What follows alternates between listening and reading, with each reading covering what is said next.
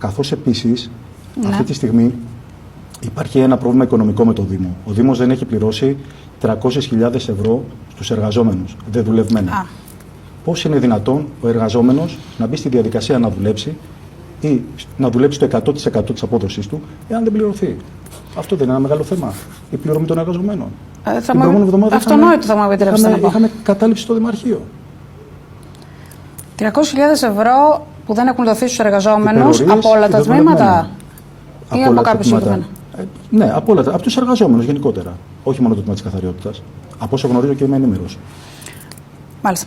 Και έχουν κάνει μάλιστα κινητοποιήσεις οι άνθρωποι αυτοί, όπως το βλέπουμε. Βεβαίως. Αυτή τη στιγμή έξω από το Δημαρχείο φαίνεται εκεί.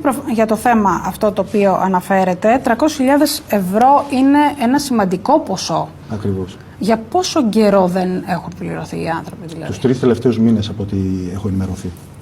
Αν δεν κάνω κάποιο λάθος. Αυτό ξαφνικά για ποιο λόγο δεν συμβαίνει? Έχει δώσει απάντηση ο Δήμος? Ζητήσατε απάντηση από τον Δήμο? Θα πρέπει να απαντήσει ο ίδιος ο Δήμος. Για ποιο λόγο δεν πληρώνονται οι εργαζόμενοι. Εσείς ζητήσατε κάποια απάντηση? Γιατί σημαίνει αυτό, ας πούμε? Γιατί θα πρέπει να δοθεί μία απάντηση. Νομίζω ότι οι εικόνες που δείχνετε είναι ξεκάθαρα αν έχει δοθεί απάντηση. Να βγει κάποιος να τους μιλήσει, τους ανθρώπους αυτούς, βλέπουμε μια κατάληψη εκεί απ' έξω. Η οποία συνεχίζεται.